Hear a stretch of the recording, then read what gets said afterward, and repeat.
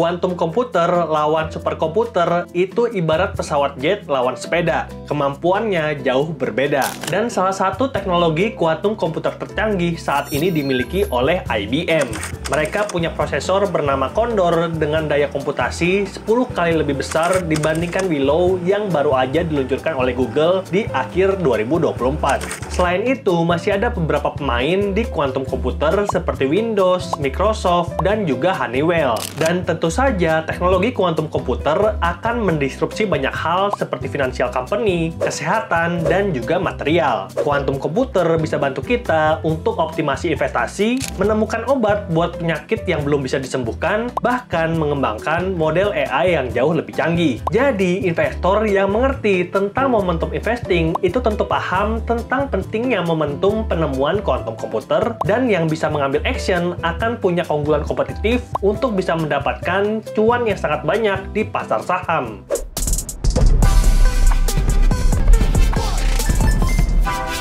Dan aku menganalisa ada beberapa sektor yang akan mendapatkan potensi cuan dengan asymmetric bet, di mana potensi keuntungan dibandingkan potensi kerugian itu 10:1. 10 peluang untung dan 1 peluang rugi. Dan sektor yang pertama adalah semikonduktor. Sektor ini fokus untuk merancang, memproduksi, dan mendistribusikan berbagai chip serta software untuk berbagai perangkat dan juga aplikasi. Semua handphone dan perangkat elektronik seperti TV, konsol games, smartwatch, sistem audio, oven, dan mesin cuci, semua perangkat yang kita lihat dan kita pakai, semua pasti ada chipnya. Jadi, penggunaan chip makin hari akan makin banyak. Dan ada beberapa perusahaan penyedia chip terbesar seperti Nvidia, Intel, Qualcomm, AMD, dan yang udah masuk portoku, Broadcom. Perusahaan yang chipnya berhasil mengkoneksikan 99% perangkat di dunia dengan internet. Dan sektor yang kedua adalah keamanan cyber serta cloud computing. Dulu, kalau kita mau simpan foto dan juga video, harus menggunakan memori handphone, dan kalau udah penuh, di backup ke komputer. Dan kalau handphone atau komputernya rusak, ya udah, foto dan videonya juga ikut hilang. Nah, teknologi cloud computing itu menyimpan foto dan video kita serta data-data lain bukan di memori handphone, tapi di internet. Tempat yang aman dan bisa diakses kapanpun juga dimanapun. Contoh dari cloud computing yang paling sering kita gunakan adalah Google Foto ataupun iCloud yang secara otomatis menyimpan foto dan video kita. Lalu data-data ini tentunya perlu dijaga. Makanya kita perlu perlindungan, dan oleh karena itu cloud computing dan keamanan cyber itu jadi satu kesatuan. Jangan seperti pemerintah Wakanda yang mau simpan data tapi nggak mau jaga keamanan data rakyatnya. Alhasil bocor ke internet.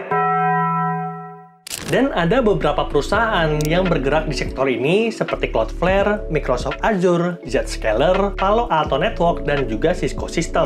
Dan sektor ketiga yang diuntungkan dari kehadiran kuantum komputer tentu saja Artificial Intelligence atau AI. Robot pintar yang bisa bantu pekerjaan manusia. Nah, sejauh ini AI udah bisa melakukan banyak hal seperti mengenali wajah di foto, menerjemahkan. Can we take a picture with you? Okay. Alright, great. Let's go. Here you go. Dan jadi CS atau customer service untuk menjawab pertanyaan. My order number, I think, is 1236. Thanks, Tabitha. It looks like the order number might not be correct. Can you double check it for me?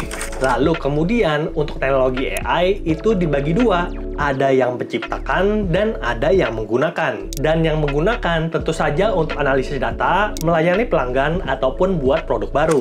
Contohnya Tesla yang mengembangkan mobil self-driving, ataupun perusahaan e-commerce yang menggunakan AI untuk merekomendasikan produk kepada pelanggan. Lalu untuk yang mengembangkan, itu mereka buat program dan alat-alat canggih seperti Google, Microsoft, ataupun C3.ai. Jadi itulah kabar baik tentang beberapa sektor yang berpotensi untuk naik tinggi dalam 5-10 tahun mendatang.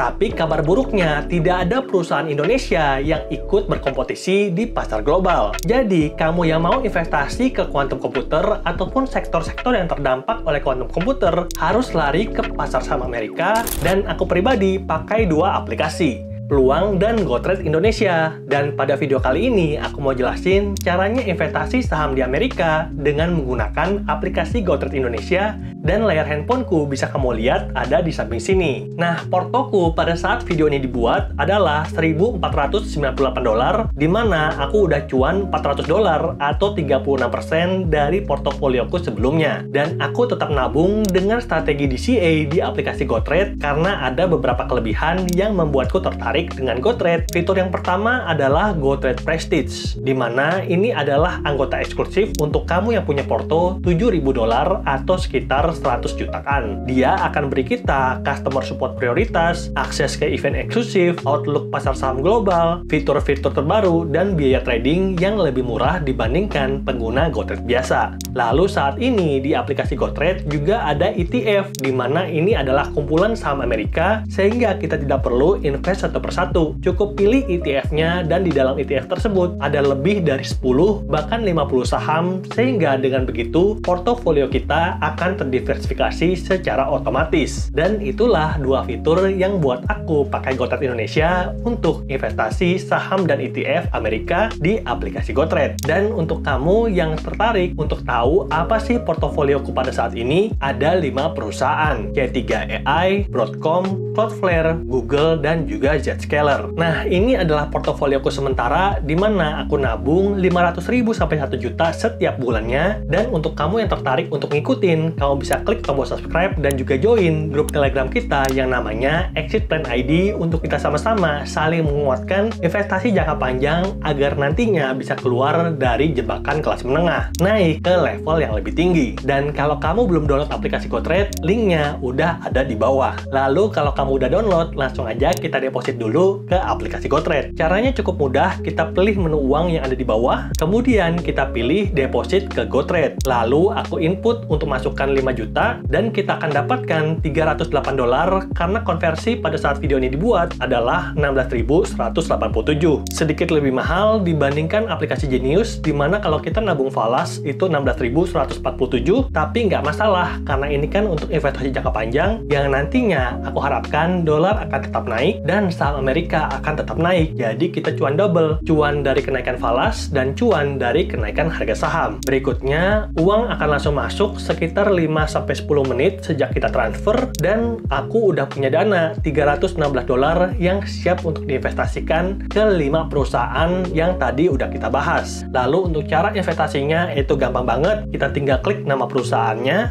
dan ini adalah detail dari masing-masing perusahaan yang sekarang aku investasikan. Harga C3AI $42, Broadcom $240, Cloudflare $117, Google $197, dan Zscaler $200. Lalu kita klik trade, dan berikutnya akan muncul beberapa pilihan untuk kita beli. Langsung aja kita klik buy, atau kalau kamu mau jual, kalau udah punya posisi, klik sell. Nah, ada option juga, tapi aku nggak sarankan karena ini untuk trader ataupun investor yang lebih profesional. Untuk kita yang baru investasi, aku sarankan untuk beli dengan cara biasa, ya udah transaksi spot aja dengan klik buy atau klik sell. Jadi kita klik buy, dan berikutnya untuk masing-masing aku punya aset $316, aku bagi 5, jadi masing-masing kebagian $63,2 kecuali Zscaler $63,3. Langsung kita klik preview buy, dan berikutnya dari uang $63,2 ada biaya trading $0,19, sehingga jumlah net yang kita dapatkan untuk masing-masing $63,01. Nah, tips dari aku untuk kamu yang mau investasi di satu saham itu minimal 500.000 atau $30 supaya kita dapatkan biaya trading yang paling efisien. Kalau udah jelas, langsung aja kita klik swipe up